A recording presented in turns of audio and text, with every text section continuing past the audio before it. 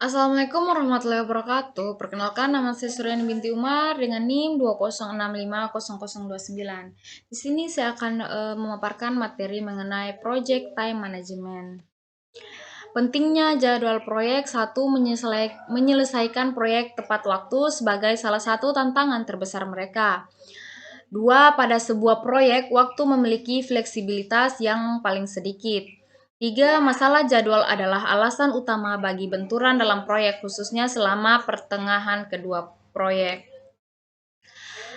Gaya kerja individu dan perbedaan budaya penyebab konflik jadwal. Yang pertama, satu dimensi dari tipe indikator Myers-Briggs berfokus pada sikap masyarakat terhadap struktur dan batas waktu. Kedua, sebagian orang memilih untuk mengikuti jadwal dan memenuhi tenggat waktu, sementara yang lainnya. Tiga, perbedaan budaya mengakibatkan perbedaan sikap tentang jadwal.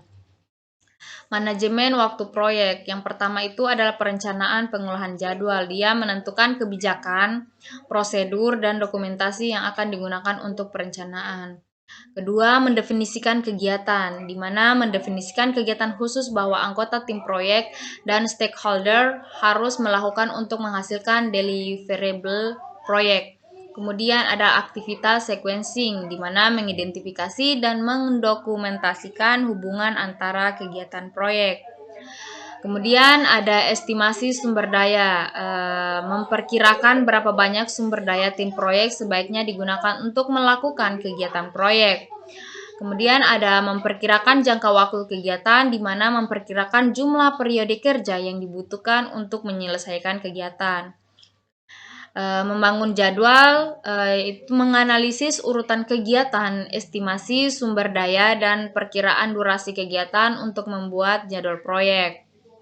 Kemudian adalah mengontrol jadwal.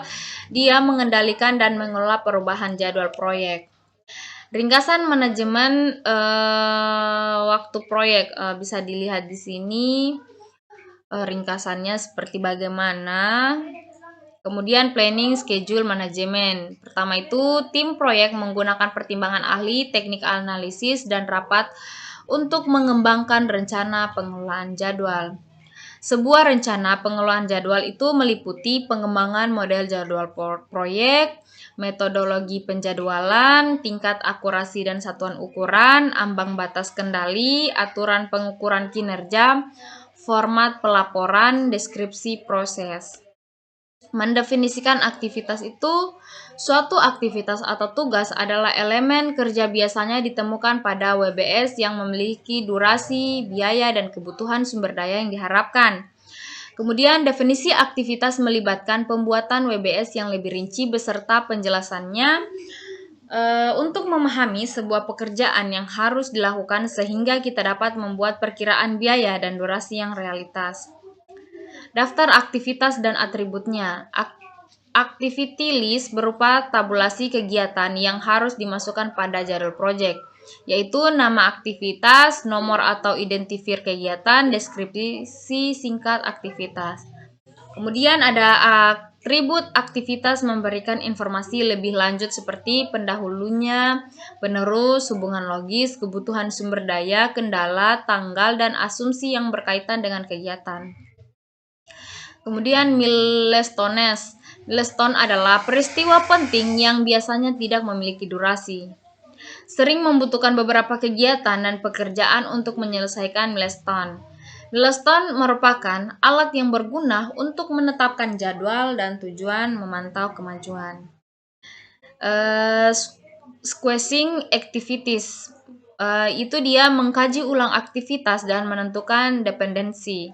Sebuah ketergantungan atau hubungan adalah urutan kegiatan proyek atau tugas. Kemudian Anda harus menentukan dependensi untuk menggunakan analisis jalur kritis.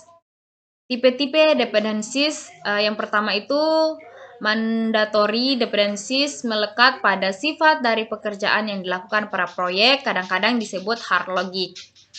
Kemudian Discretionary dependencies didefinisikan oleh tim proyek, kadang-kadang disebut soft logic, dan harus digunakan dengan hati-hati karena mereka dapat membatasi pilihan penjadwalan kelak. Kemudian ada external dependencies, melibatkan hubungan antara kegiatan proyek dan non-proyek.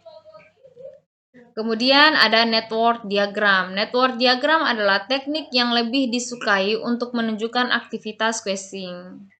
Kemudian network diagram adalah tampilan skematis dari relasi logis antara atau urutan aktivitas proyek.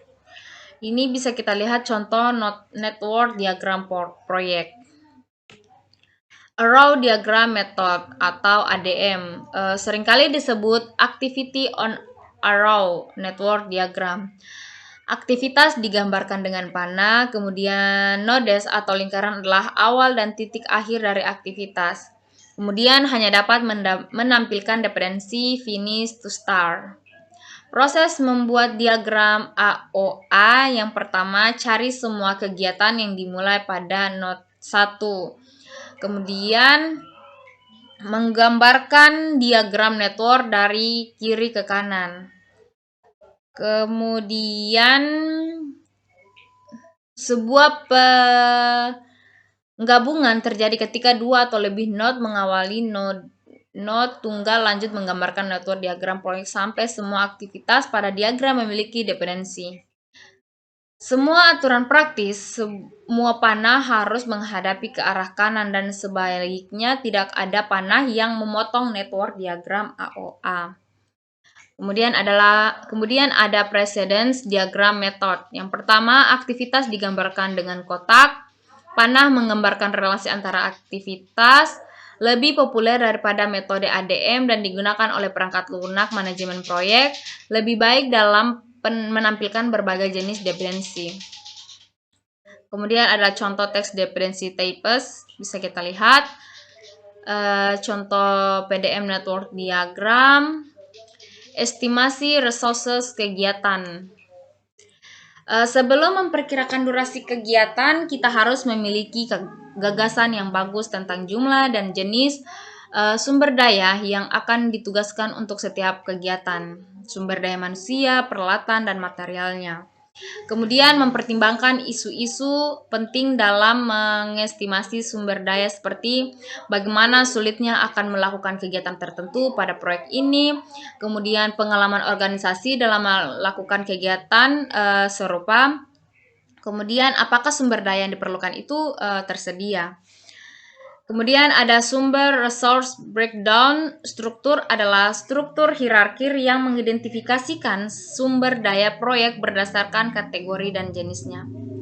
Kemudian ada estimasi durasi kegiatan. Durasi termasuk jumlah aktual waktu bekerja pada kegiatan ditambah waktu yang telah tertentu. Kemudian ada effort adalah jumlah hari kerja atau jam kerja yang dibutuhkan untuk menyelesaikan tugas.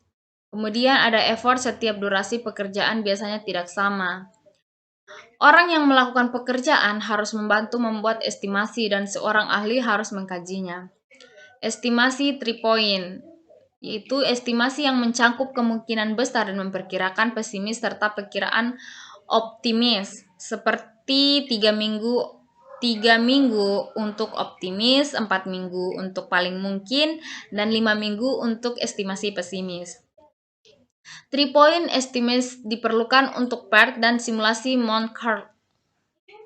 Membuat penjadwalan menggunakan hasil dari proses manajemen waktu lain untuk menentukan tanggal awal dan akhir proyek. Tujuan utamanya yaitu untuk membuat jadwal proyek yang realistis yang menyediakan bahan dan pemantauan kemajuan proyek berdasarkan dimensi waktu. Kemudian tools dan teknik penting diantaranya adalah Gantt chart, analisis critical path, dan penjadwalan critical time dan analisis PERT. Gantt chart itu dia menyediakan format standar untuk menampilkan informasi. Jadwal proyek dengan daftar kegiatan proyek yang berhubungan dengan tanggal, mulai, dan diselesaikan dalam format kalender. Simbol yang digunakan yaitu diamond hitam, dia sebuah milestones, batang hitam tebal, dia ringkasan task, batang tipis horizontal, dia durasi setiap task, panah itu dia dependencies between text. Ini contohnya, menambahkan milestones pada Gantt itu dia banyak orang ingin fokus